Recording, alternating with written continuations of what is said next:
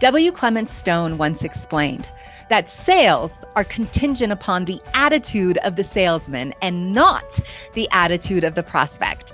Hi, I'm Violet Rainwater, and I'm the host of the Women of Tomorrow show. And in this video, I'm going to be sharing with you the 3 biggest mistakes that I see sales professionals make that you can avoid to really help you drive your closing rate. So as a spiritual sales strategist, one of the things that I love educating my students on is not just the importance for systems and processes to drive your efficiency and your effectiveness with connecting to your clients, but also your energy. The biggest mistake that I see sales professionals make every day is how boring their presentations are. Friends, you've been saying the same thing the same way. It's time for you to change it up, friends. I remember when I was a wholesaler, and as a wholesaler, my customers were financial advisors. I quickly noticed a big difference between those that seemed to thrive in all seasons and those that seemed to struggle in all seasons. And although this wasn't the only difference, this was a big difference, and it seemed to be the common theme between all of the ones that were struggling. And that was a lack of enthusiasm, a lack of passion, a lack of excitement.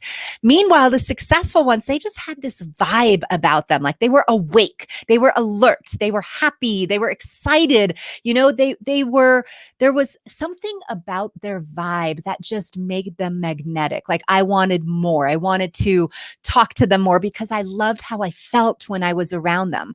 And that's the beauty of energy, friends. Energy, it doesn't just stay within you. So if you do the work and get yourself to feeling excited, maybe a power pose, right? I love doing the Warrior 2 before I get on a sales call because it connects me to my strength. It connects me to my power. I get excited and I'm ready to dial for connection. So whatever you need to do to really start increasing the passion and the excitement and your energy level throughout your presentation, that is going to instantly change things up for you. Because what happens is oftentimes in your sales process, you hate talking about sales. So perhaps during the sales process, everything's going great, you're jiving. And then when it comes to talking about the sale, something happens inside of you. Maybe you clam up, maybe you get nervous, maybe you're uncomfortable. Your customers can feel that. But they can also feel when you love what you do and you love finding solutions for customers. And so they're really going to be able to feel that, and they're going to want to work with you. There's going to be no need to, do any kind of hard lifting here, friends. When you do the work beforehand, when you prepare before you go into the appointment, and by that I mean your energy, it's really going to drive your efficiency. All right. Second mistake that I see so many sales professionals make, and that is not finding the pain, not having discovery questions in the beginning that really allows you to connect to the pain, friends.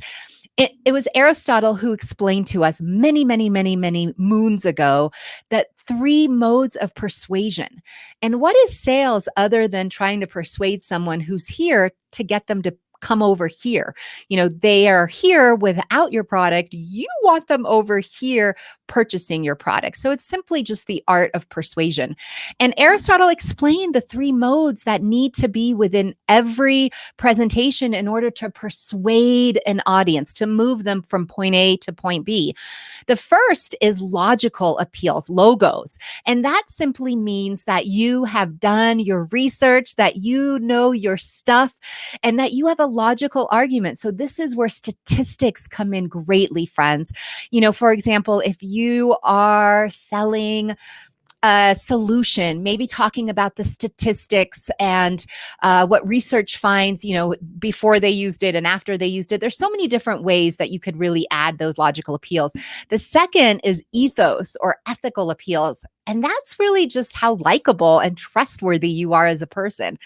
See, if you get caught in a lie early on, that relationship is severed. You can never get trust back. And that's why it's really important, that ethical piece, that ethos piece. But the most important, I feel, And this was my baby. And this was why I had a lot of success. And that is pathos. And that's emotional appeal, friends. And it's because emotions pull at our heartstrings. And so when you can start your presentation with discovery questions, that gets them to their pain, talking about their pain and what it would look like if it continued and what the effects are if nothing gets done, really coming up with some juicy discovery questions that connects them to their pain, because it's going to do two things. When they start sharing with you what's not working, when they start sharing with you their problems, they're opening up their heart to you. So it's so much easier to connect with them and start building that relationship, friends. But second of all, they're giving you the exact verbiage that you can use when selling them at the end of the presentation. So, for example, when I was a financial advisor, one of the things that I sold all the time were indexed annuities. I love indexed annuities. And so when I would sit down with my customer, I would ask them, okay, what's the problem? What's going on? And they would share with me, I'm not happy with interest rates. I want to make something, I'm retired. I need to make interest off my investment, but I don't want to lose sleep at night. I don't want any market volatility. Oh, what would it look like if you had your money in the market and all of a sudden it crashed 80%? I would flat out say that. What would it look like if it was 2008 and we had a big correction like that? Oh God, well then I would lose everything. I wouldn't even be able to buy food. Oh, well that's a problem. So do you see how by simply asking questions, they lead to answers, and they lead to answers on how to convert that customer to be to convert the prospect rather to be your customer. So, friends, really focusing on the pain. So, if you could simply come up with 2 to 3 questions that allows you to drive that pain, you are going to find so many great ways to be able to come back and persuade them that you are the solution. All right, last mistake. And this is a big one, friends, and that's follow up. So many times I see well-intentions, a sales professional, they make that initial call, and not all of your customers are going to be ready to move forward. Not all of those prospects are ready to jump in right now. I always tell the sales professionals that I work with to create buckets. And for each bucket, you want to have a different system. So you're going to have a bucket of ones that are interested. What's the workflow there? Then you're going to have a bucket of those that are not interested now, but they might be interested in 3 months or 6 months or 9 months. And then you have those that are just not really interested, perhaps touch base with them in a year or 2 years.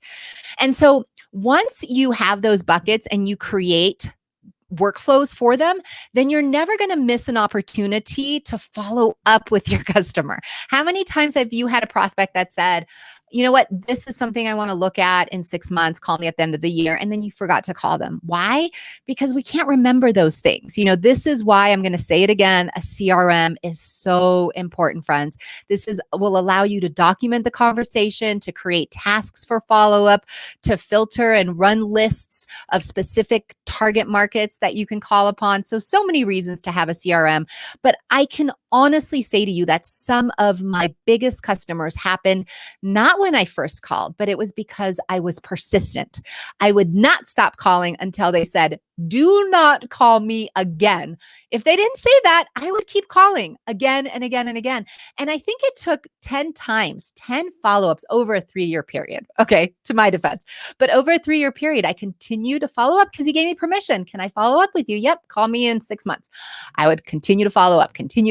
And then one day he finally was ready and he told me, you know why I'm doing business with you? It's because you never quit on me. It's because you continued to check in with me. You were not too pushy. You were always understanding, always happy. There goes energy again. Always so happy when you reached out.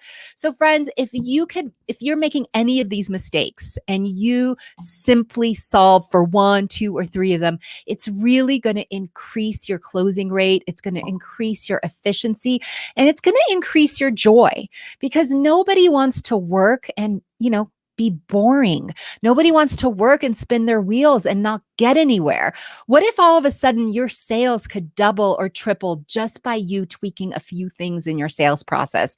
That is usually all it takes to change your results.